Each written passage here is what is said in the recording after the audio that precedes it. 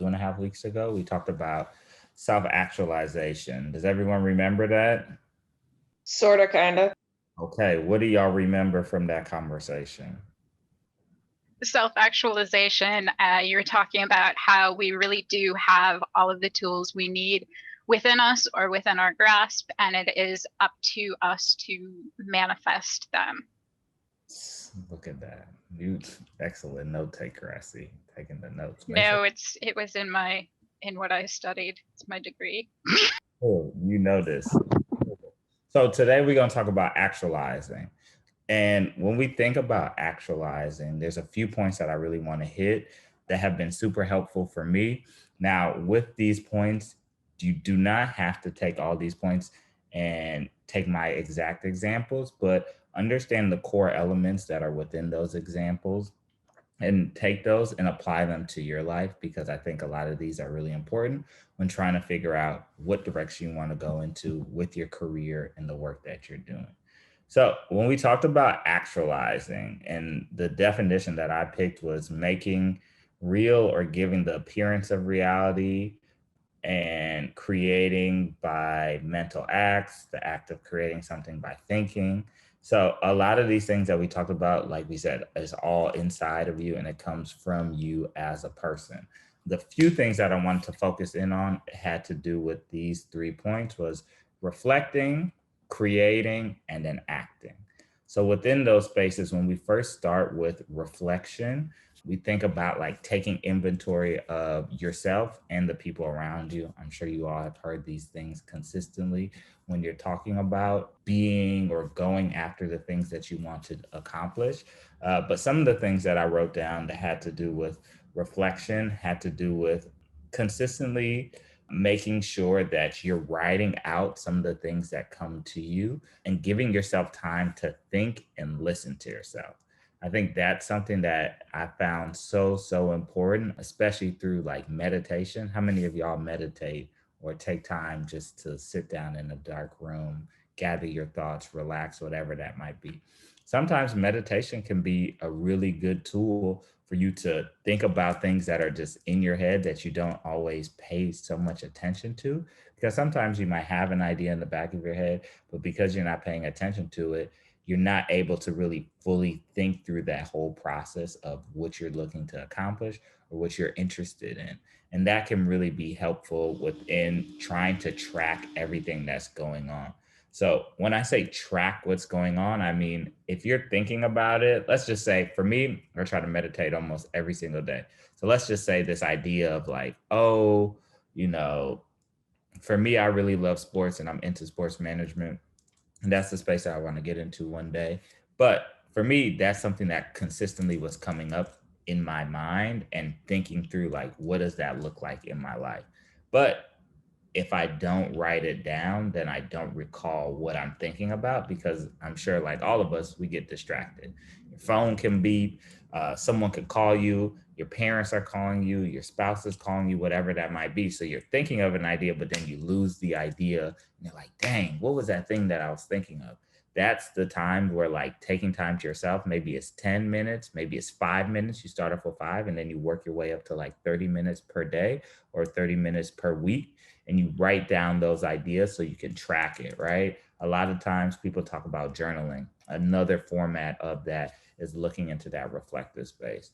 And then also, when you think about these ideas, it's really important to sometimes not like get worked up if you can't accomplish it, right? Like for me, I'm a stickler on like trying to do a task on a consistent basis. And when I can't accomplish it, I get down on myself, and it can be like depressing is a strong word, but it can be depressing in some shape or form, right? Where it's like, oh, I was supposed to do that, or I'm supposed to wake up early. I've talked to you all about that, waking up early. Sometimes I don't wake up early and I make mistakes and I oversleep. Brendan and I were just talking about that in a previous interview where I slept through the interview, and that was just not a good look. But these things happen to us, but we can't let that hold us back into what we want to accomplish, right? And that can be missing an interview, right? Just because you miss it, it's not the end of the world. How can you move forward and go back to your journal or your notes or whatever you might have and reflect on that and try to move forward in that? The next portion of it is creating. So one thing that I talked about is like bending my reality to create opportunities for yourself and creating some type of schedule to get closer to your dream job or your career goals. When I use the word bending, I thought of that because a lot of the times we think we don't have the skill set to actually get to where we want to go. And most of the time, you actually can utilize those smaller things that you've done to apply it to the larger opportunities within your skill set or your dream career that you're trying to achieve.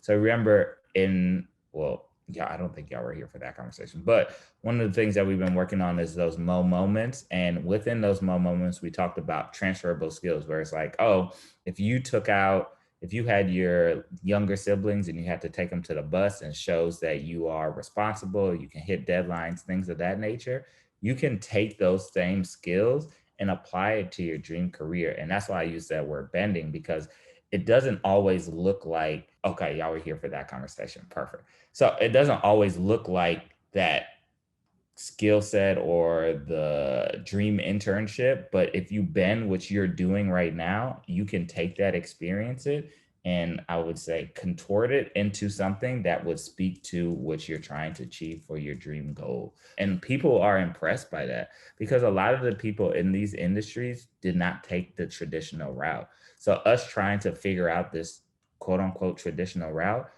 ends up harming us rather than just fully doing the things or being who we are and taking those skill sets that we have and making sure we can apply it. So when you think of something like beauty or fashion or entertainment, a lot of those run and gun type spaces, you have that experience. You're a student right now, you're running and gunning, and that's your day-to-day life. Some of you all are in different clubs, and maybe you have some, a restaurant job, or you have something that's in the service industry, whatever that might be. You're used to that fast paced environment.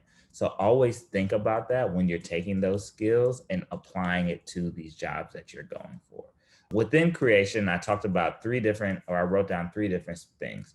I said, create space for yourself to learn, create space for yourself to exist, and create space for yourself to be inspired. For me, I love YouTube. That's how I built this company, is off of YouTube University. So a lot of the things that you want to learn can all be done via on YouTube, right? Looking up things that you're interested in, looking up things that you want to get better at, look at YouTube, look at different people, create space for yourself to exist, right? That goes back to that reflection point, making sure you make a schedule for yourself to reflect. For me, that's Thursdays and Tuesdays. I take about 6 hours out of my day just to reflect and write out ideas, because it helps me to be like, all right, these are the things that I'm interested in, because the week can be so crazy and you can get bogged down that you don't really feel so inspired. You don't feel like you want to get stuff done. And then the other part is create space for yourself to be inspired. Some of you, like for me, at one point in my life, that was going out to the club. I used to get inspired because I have fun at the club, right? For others of you, that's vacation, that's cool restaurants, that's playing video games, whatever that thing is that inspires you, create space for that. And that's why sometimes a schedule can be very important. It can be daunting. It can sound very like adultish, but creating a schedule for yourself can ultimately help you to get to that goal and what you're looking to accomplish. And then the last thing that I want to talk about is the act, right? So act in the desired manner of where you want to go within your dreams. A lot of the times when I've gotten these opportunities to work with celebrities or work with these big companies is because I was talking about what I wanted to accomplish and my goals and dreams and aspirations. So I'm sure a lot of you have been in that space where you'll talk about your goals and your dreams. And that's one of the things that we talked about at the top, was saying, look at who you're surrounded by, right? Be careful about those people, or with those people who kind of neglect your dreams and be like, oh, I don't know if that's a reality, right? Or I don't know if that can actually happen for you. What I've learned is if you speak those things into existence, a lot of the times that is the affirmation that people need to trust you with opportunities.